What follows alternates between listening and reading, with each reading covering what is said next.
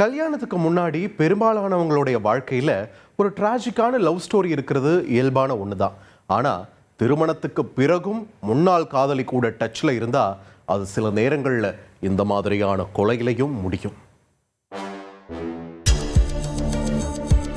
புதன்கிழமை இரவு 11 மணி கடலூர் மாவட்ட எஸ்பி ஜெயக்குமாரும் சிதம்பரம் தாலுகா போலீஸும் ஊருக்கு ஒதுக்குப்புறமாக இருந்த ஒரு கிரைம் ஸ்பாட்ல ஆய்வு பண்ணிட்டு இருந்தாங்க. அதே சமயத்துல சிதம்பரம் அரசு மருத்துவமனையோட மார்ச்சுவரிக்கு ஒரு இளைஞரோட டெட் பாடி கொண்டு வரப்பட்டுச்சு.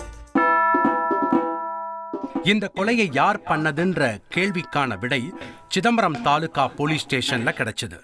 ஒரு பக்கம் போலீஸ் விசாரணை, இன்னொரு பக்கம் கொலைகாரன், ரெண்டுக்கும் நடுவுல ஒரு டெட் பாடி. என்ன நடந்துச்சுன்னு தெரிஞ்சுக்க செய்தியாளர் கண்ணதாசனை விசாரணையில இறக்கினோம். கொல்லப்பட்டவர் 22 வயசான பாலகணபதி. கொலைகாரனோட பேரு வினோத்குமார். ரெண்டு பேரும் ஒரு காலத்துல இணை பிரியாத நண்பர்களா இருந்திருக்காங்க. இவங்களோட நட்புக்கு தீங்கு விளைவிச்சது பாலகணபதியோட ஒரு லவ் ஸ்டோரி. சிதம்பரம் பக்கத்துல உள்ள சாலையான் தோப்பு பகுதியைச் சேர்ந்த பாலகணபதி மூங்கிலடி கிராமத்தை சேர்ந்த ஒரு இளம் பெண்ணை காதலிச்சு இருக்காரு. ஆனா போதைக்கு அடிமையான பாலகணபதி 2 வீலர் திருட்டு, கஞ்சா விற்பனை போன்ற குற்ற வழக்கிலையும் கைதாகி இருக்காரு.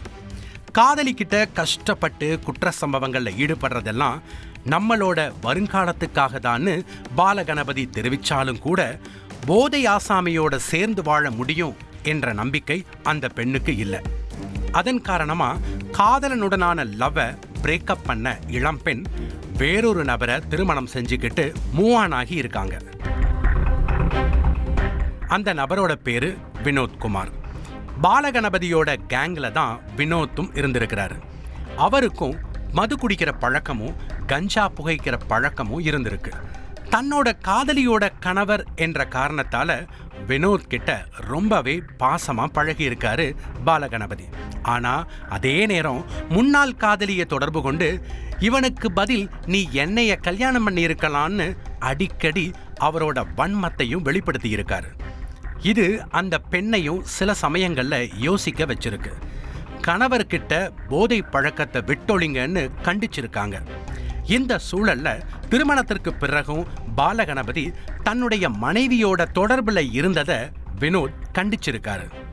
ஆனா முன்னாள் காதலியோட நினைவுகள் பாலகணபதியோட மனசுலையும் ரொம்ப ஆழமான பாதிப்பை ஏற்படுத்தி இருக்கு.